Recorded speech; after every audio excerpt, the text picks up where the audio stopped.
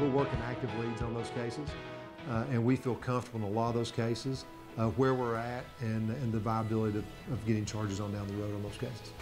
Closing unsolved murders and homicides across the city is a high priority for officers nearing year's end. 2017 proved deadly for Knoxville as well as cities across the country. Police say the homicide rate is up nationwide. There were 31 homicides in the city. Knoxville police is still working to solve 14. 10 News reporter Mark Salinger takes a closer look at some of those unsolved homicides. Mark? John, there are more than double the amount of unsolved homicides this year compared to last year, but KPD is confident they will be able to bring charges in many of those cases.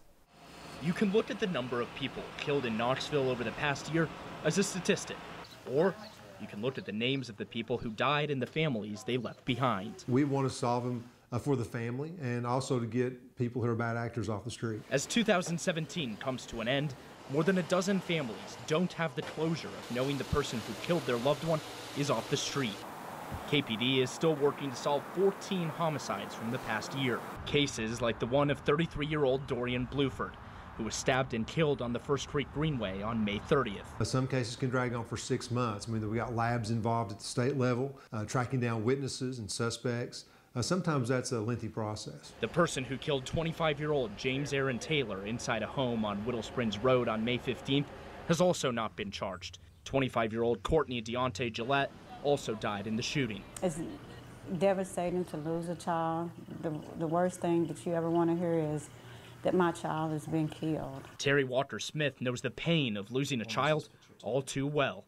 2 of her sons were killed, and she now runs an organization to console grieving parents. To not know what happened, to feel like that you don't have justice, that's the hardest part. In 2016, there were 19 homicides in Knoxville.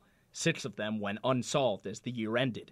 2017 has proved to be more deadly. The vast majority of them have been drug-related. In an interview in November, KPD Chief David Roush acknowledged that the homicide rate was higher than in years past, but urged that the city of Knoxville is still a safe place to live. Unless you're involved in drug activity or you're involved in a potentially volatile domestic relationship, you shouldn't be concerned about being murdered.